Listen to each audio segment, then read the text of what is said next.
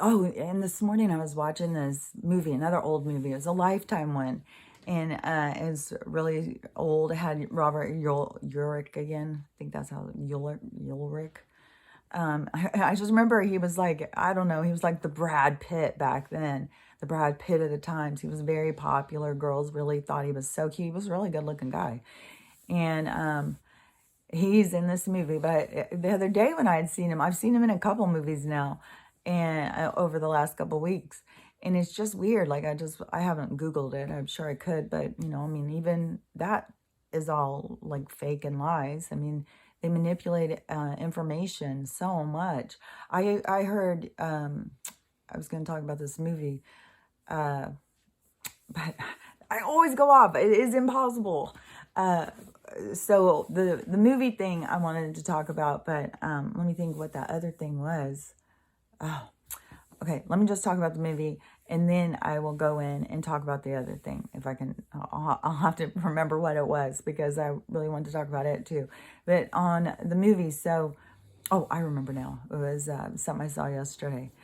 Anyways, so the movie, you don't know, like, I don't know what happened to this guy. He was like so popular, and then I just like he just was gone. I don't know. It could have been, like I was in those years where I stopped watching so much TV and I was out doing stuff. I don't know.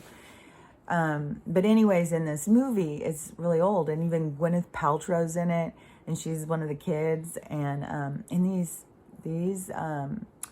celebrity families, yeah, it's like kind of real creepy. But also it has Matthew Perry in it, and he's much younger. Had a whole bunch of people in it, and I'm barely in it 20 minutes, and it's already got me so creeped out. So many things. I'm like, where is this movie going? This is so fucking creepy. Like, is this dad a weirdo?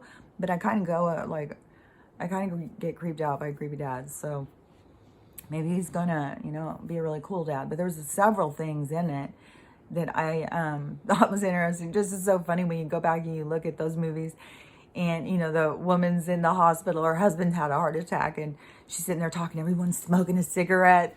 It's like, that's true. That is so true. That was really what life was like. Everywhere you went, everyone was smoking cigarettes. It smelled like smoke everywhere, all through the hospitals. It's hilarious when you think back to those times,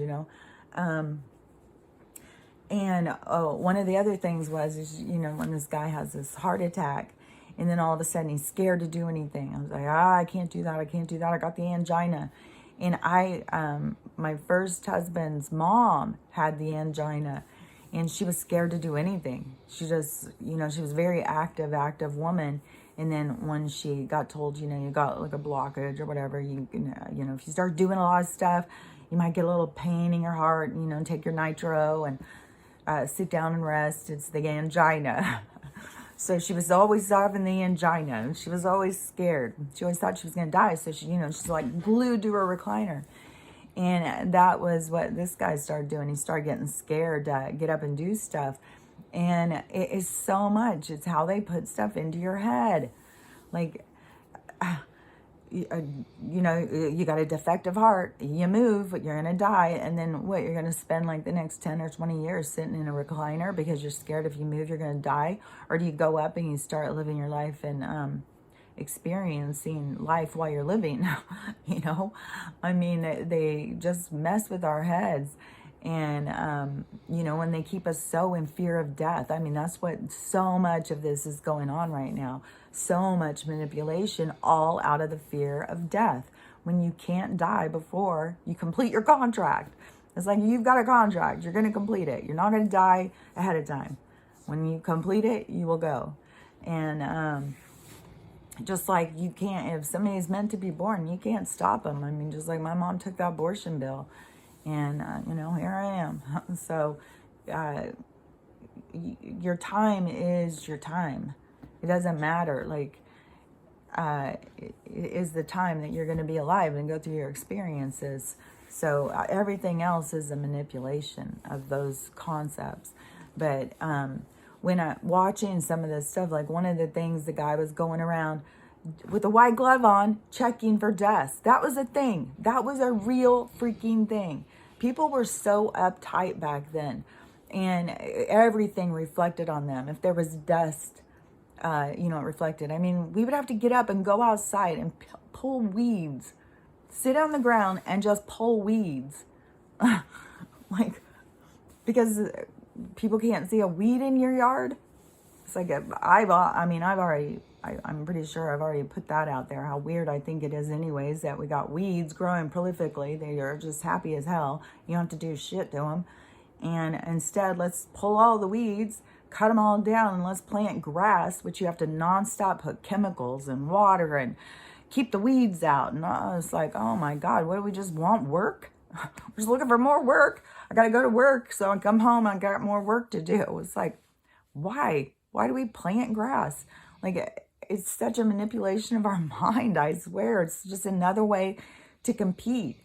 And when I look back at some of these old movies, I see so much of like, oh my God, that is so much what it was like and what people were like, and everything reflected on them. Like, your kids went to church on Sunday and they wore their Sunday best, because if they didn't, it reflected on the parents. And here we got these teenage parents and alcoholic parents, and that's where, we were going through that whole time period of that fake church shit. People going to church, and they were one thing for that hour at church, and then they were a completely different person in real life, but that was all part of our growth. There's so much stuff that was a part of that existence that people don't realize helped this one to be what it is.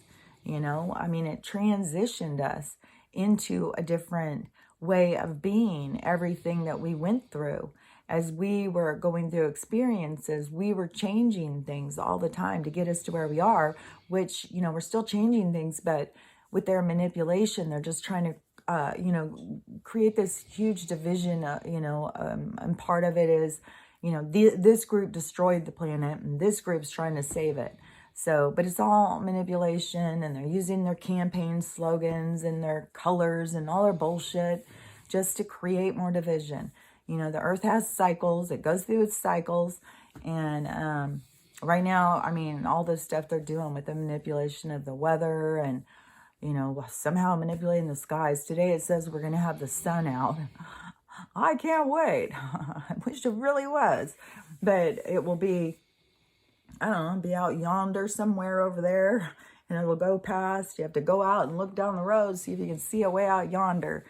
I don't know. When I was growing up, the sun was up above me. And it was orange and it was warm, and you could feel its warmth when you went out and sat in it. This thing, I don't know what the hell this thing is, cold, and it's not cold like, it's cold in the feeling. Like, it doesn't give you any feeling of connection. It burns your eyeballs off. It is heat, like in a very centralized location. It's just weird. I don't know. The whole thing is weird. But, I don't know how it's all going to go down, but it's definitely going down. And we are definitely transitioning. And the most important thing to do throughout all of this is to work on your own growth and stuff. But, just recognize that this has been going on. It's a steady progression in human history and throughout this age, definitely. And I've seen a lot of growth and change through time. So when they're wanting to tell us that things haven't changed, bullshit. Bullshit if they haven't changed. My dad told me one of my big rules when I was a teenager, you can go date, but you can't bring home any black boys. And I was going to a school that was, when they did the what's that called? When they desegregated. So they had segregated, they were isolating different groups because they create their ponds where they go in and, have crimes, and, they do it on purpose. It's sickening. But so they create these little pockets, it's just more of their way of keeping us, it's corrals. They corral us in certain places. But when they had segregated, and then they decided, well, we got to desegregate. We're going to pull the kids from downtown, and we're going to put them in the suburb schools. And so my school became, it was like 3/4 black. But it was, oh my gosh, I mean, people were freaking out. But, you know, all my kids have gone out with black guys. Like, life is changing. Life is different.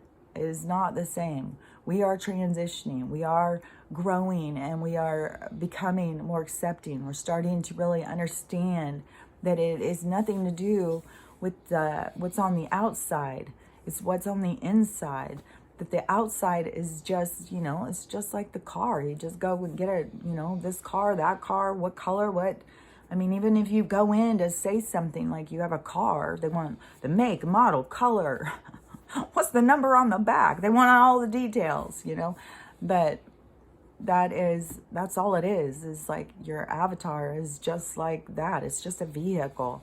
It's just a way for you to get around. So anyways, there was some, that other thing I wanted to talk about, so I'll be right back.